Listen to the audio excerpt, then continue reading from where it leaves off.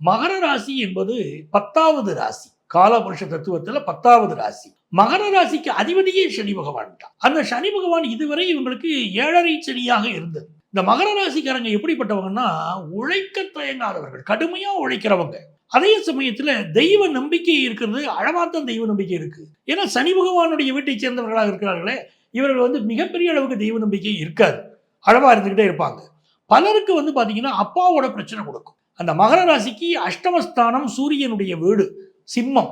அதனால அப்பாவோட பிரச்சனை கொடுத்துக்கிட்டே இருக்கும். சில பேருக்கு சின்ன வயசுல எங்க அப்பா இல்லாமல் போயிட்டாருப்பாங்க. சில பேர் எங்க அப்பா ஒரு ஊர்ல, நான் ஒரு ஊர்ல வாழ்ந்துகிட்டு இருக்கேன் அப்படின்னு சொல்றவங்க இருப்பாங்க. தந்தையை பிரிந்த பிறகு மிகப்பெரிய அளவுக்கு வளர்ச்சி அடைந்தவர்கள் மகர ராசியில் இருப்பாங்க. அப்படியெல்லாம் உள்ள இந்த மகர ராசியில உழைக்க தயங்காத இவர்களுக்கு வெற்றி மகுடம் சூட்டப்படக்கூடிய ஒரு 2.5 ஆண்டுகள் வருது. அற்புதமான காலம். இந்த காலகட்டத்தில் 3ஆம் இடத்துல சனி பகவான். சனிக்கு பிடித்த இடம் அந்த 3வது ஸ்தானம். அதனால இவங்களுடைய முயற்சிகள் எல்லாம் வெற்றி பெறும். ஜாப் சம்பந்தமா எந்த முயற்சி வேணா எடுக்கலாம் சார். இதுக்கு முன்னால எனக்கு சரியா வேலையே கிடைக்கல, எனக்கு ஒரு பிரச்சனையாவே இருந்துச்சு அப்படிங்கிறவங்க இப்போ முயற்சி எடுத்து பார்க்கட்டும். ஏற்கனவே கிடைக்கலைஞ்சு விட்ட ஜாப்புக்கு கூட இப்போ ட்ரை பண்ணட்டும், வேலை கிடைக்கும். அதே மாதிரி மல்டிநேஷனல் கம்பெனியில் இப்போ வேலை கிடைச்சே தீரும். வேலை நிரந்தரம் இல்லாதவர்களுக்கு வேலை நிரந்தரமாக கிடைக்கும்.